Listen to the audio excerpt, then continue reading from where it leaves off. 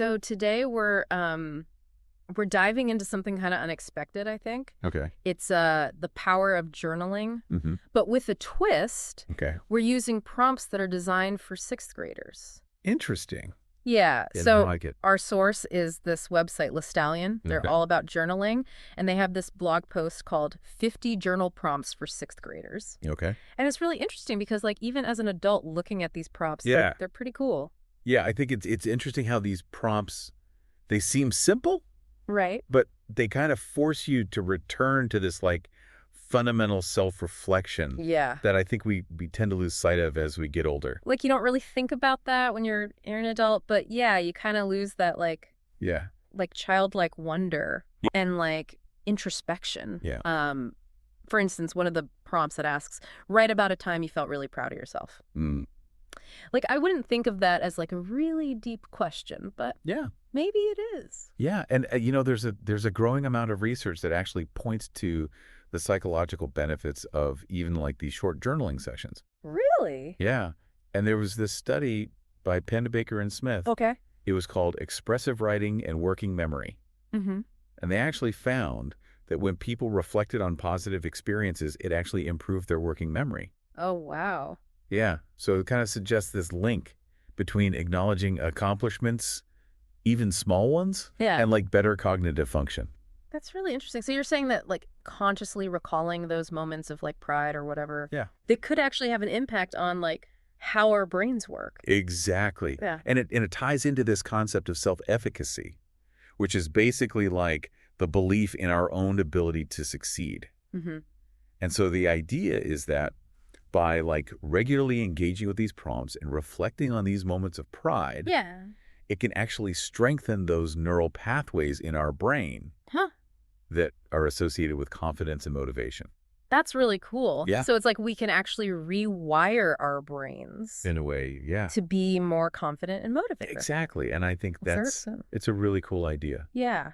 And it's not all about, like, looking back on our successes and stuff. Right. LeStallion also throws in these, like, curveball prompts that are kind of just seem, like, whimsical and fun at first glance. Like, one was, imagine you are a superhero for a day. Okay. Which is a fun thought, but, like, what are we really supposed to get out of that as, like, grown-ups? Yeah, I mean, I think the point isn't really to imagine like putting on a cape and fighting villains or anything like that. Right. It's more about uncovering your values. Oh, okay. Like if you could strip away all the limitations of everyday life, Yeah. what would really matter to you? Hmm. What would you prioritize if you had the power to make a real difference in the world? So it's more about self-discovery than, like, Not exactly. fantastical powers. Yeah, like if your first instinct is to use your superpowers to like right societal wrongs or something, Right. that says a lot about your sense of justice Yeah. and your desire for positive change. Mm-hmm. But if you'd be more likely to focus on like helping your family and friends, Okay. then that kind of highlights the importance of those relationships in your community. That's so interesting how these, like, prompts that are meant for, like, sixth graders can be so, like, insightful. They really make you think. They do. Yeah. Another one that I thought was interesting was write about a day when animals could talk. Oh, it's a good one. It's, like, kind of a funny thought, but It is. I feel like it could lead to some interesting places. Yeah, definitely. I think we tend to view our relationship with nature through this like very human-centric lens. Mm-hmm. And that prompt forces you to step outside of that perspective for a second Okay.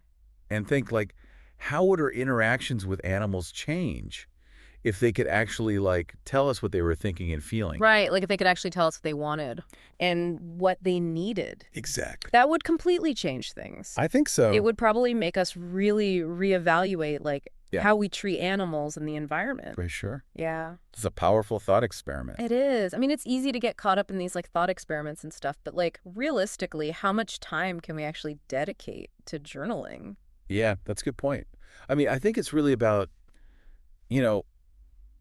it's got to work with your life, right? Right. Like, it doesn't have to be this big, huge thing. Yeah. Like, even just a few minutes a day can be really powerful. Okay. It's not about, like, filling up notebooks or anything like that. Right. It's just about that, like, intentional reflection. Yeah, just taking a little bit of time for yourself Exactly. to process things. Yeah. And I know LeStallion, they sell these, like, really beautiful journals, Oh, yeah. but honestly, like, it doesn't really matter what you're writing in. Right. It's the process that matters. So it's really about just like getting it out of your head and onto paper. Exactly. Like, just that act of writing can be so powerful. Huh. Yeah. I never really thought about it like that, but Yeah. it makes sense. Yeah. It's about connecting with that part of yourself. Mm-hmm.